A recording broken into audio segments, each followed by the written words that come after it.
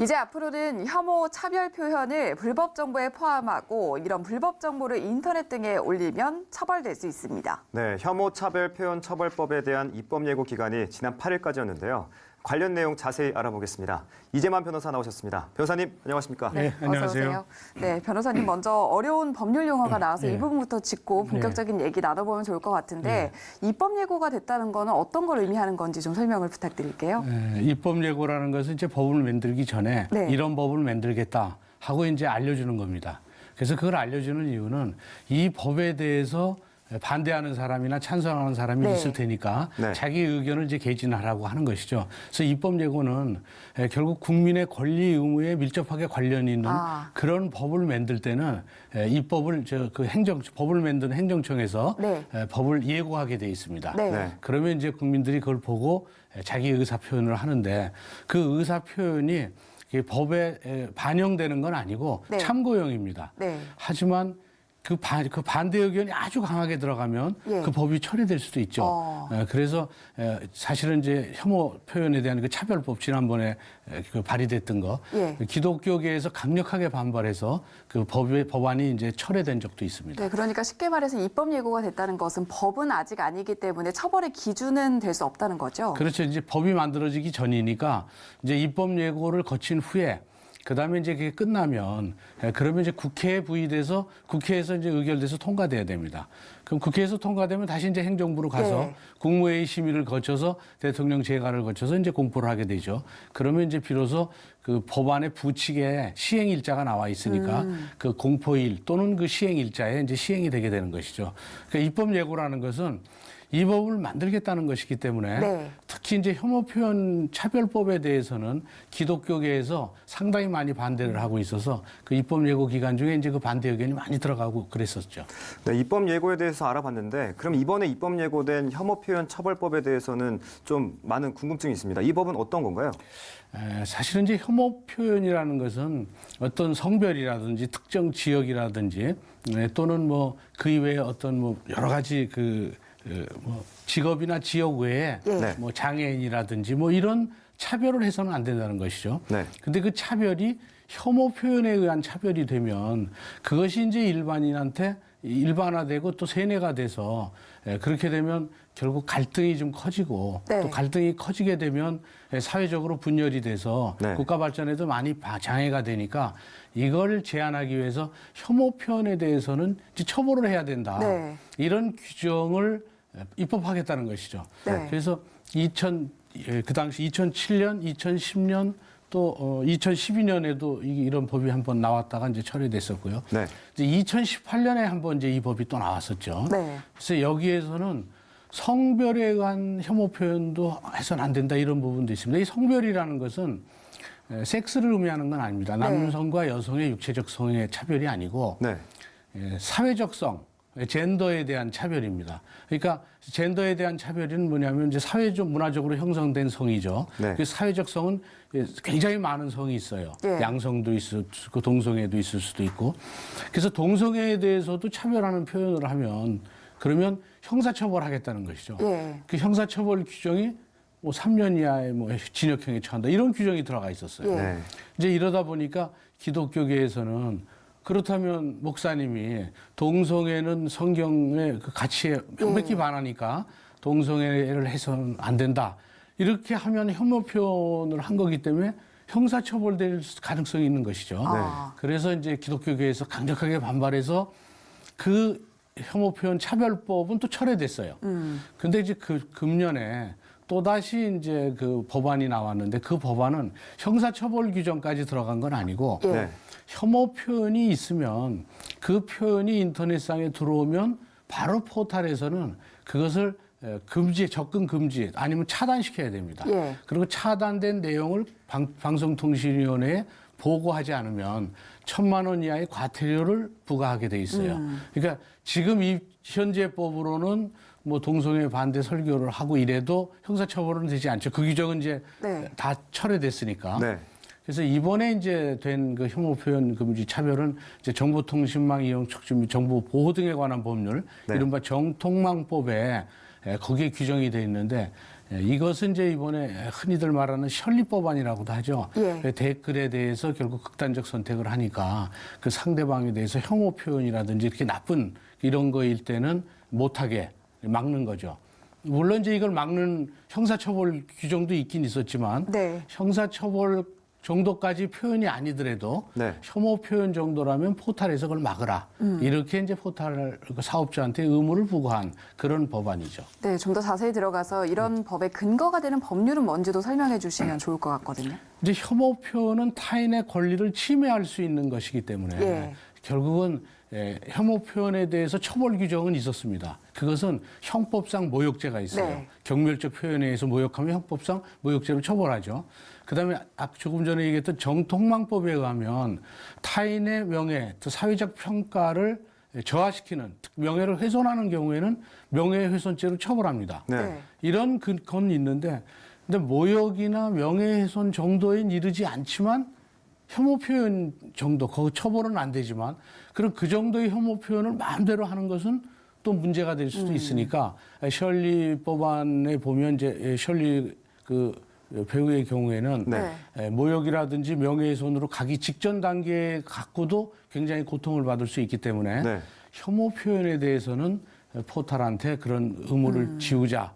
그래서 이제 그 부분에 대한 이제 표현 금지법이 지금 제한되어 있는 것이죠. 사실 혐오 표현을 하지 말아야 된다는 것들은 많은 사람들이 공감할 수 있는 부분들인데 궁금한 거는 독소 조항이 거기 포함되어 있다는 거죠. 그 독소 조항은 어떻게 해석해야 될까요?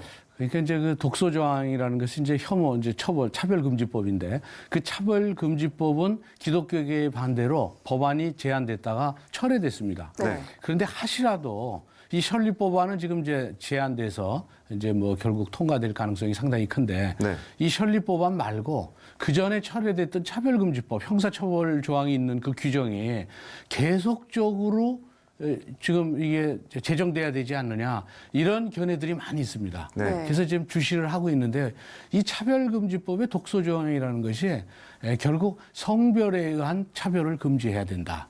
이제 이 네. 대목입니다. 네. 그래서 이게 이제 육체적성, 섹스에 의한 차별 금지, 남녀 양성평등은 당연히 인정돼야 되는데 네. 사회적 성, 이게 젠더에 의한 차별 금지 이것은 동성애나 동성혼으로 가는 어떤 그 중간 단계에 있는 법입니다. 네. 그래서 만약에 차별금지법이 통과가 제정이 된다면 그 다음엔 동성애 합법화로 가고 동성혼 합법화로 가게 되죠. 네. 그래서 이 가장 문제되는 것은 이 동성애를 결국은 이제 합법화시키면 고등학교에서도 동성애는 나쁘다라고 가르칠 수가 없어요. 예. 가르치면 형사처벌되죠. 그렇죠. 그러면 고등학교 때 동성애가 아주 폭발적으로 확대될 수가 있죠. 물론 이제 일반인들은 동성애라는 것은 어차피 선천적으로 그렇게 태어난 건데 그 사람들을 차별하면 어떡하느냐. 남자로 태어났지만 실제적으로는 여자다. 이러니까 그 반대하는 데에 대해서 크리스찬 같은 그런 입장을 안 갖고 크리스찬 이 기독교가 잘못한 게 아닌가 이런 생각을 합니다. 예. 왜냐하면 실제적으로 몸에 와닿는 일이 아니죠. 네. 그런데 어느 날 아들이 수염이 이렇게 허옇게 된 사람을 데리고 와서 예. 제 결혼할 결혼 상대입니다 하면 동성애자가 동성혼이죠. 네. 그러면 그제서야 이제 큰일 났구나라는 걸 느끼는데 지금은 이제 그렇게까지 다가온 건 아니니까 예. 이제 그 차별하면 안 되지 선천적인데 아. 근데 사실은 동성애는 선천적이 아닙니다. 그건 후천적이에요. 네. 근데 중독성이 강한 후천적이기 때문에 치료를 하면 결국 치료가 됩니다. 그리고 그 사람들은 치료해서 원래의 성을 찾아주는 것이 그 동성애자의 인권을 보장하는 거예요. 왜냐하면 이 동성애자의 경우에는 생명도 좀 단축되고 에이즈에 걸릴 확률도 높고 네. 또 여러 가지 그 문제점이 많습니다. 그래서 그런 거에 비해서 크리스찬들은 동성애자들을 포용하면서 그들의 원래의 성을 찾아주도록 노력을 해야 되는데 그 노력을 하지 못하게 하는 것이 이제 차별금지법이에요. 네. 왜냐면 그 노력을 하려고 동성애자가 이 후천적이니까 뭐 이렇게 설명을 하고 설교를 하려도 차별이라고 그래서 형사처벌되죠. 네. 미국 같은 경우에는 심지어 동성애자들이 결혼 주례를 목사님한테 부탁했어요. 네. 나는 결혼 주례 못한다 동성애. 네. 형사처벌됐습니다. 민간인도 마찬가지예요.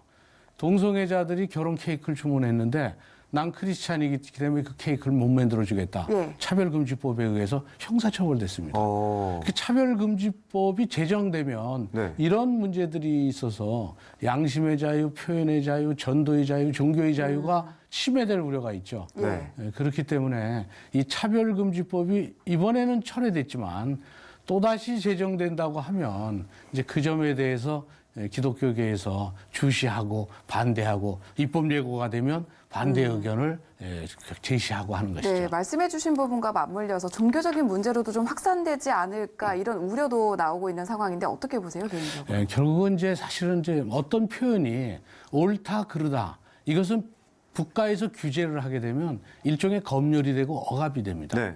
그러니까 그런 부분은 시민사회가 사상에 대한 경쟁 메커니즘에 의해서 자동적으로 동성애 표현이라는 것은 나쁘다 이런 의견도 있을 수도 있고 네. 또 동성애에 대해서는 나쁘다고 표현해서는 안 된다. 아니다. 이거는 그렇게 해야 된다.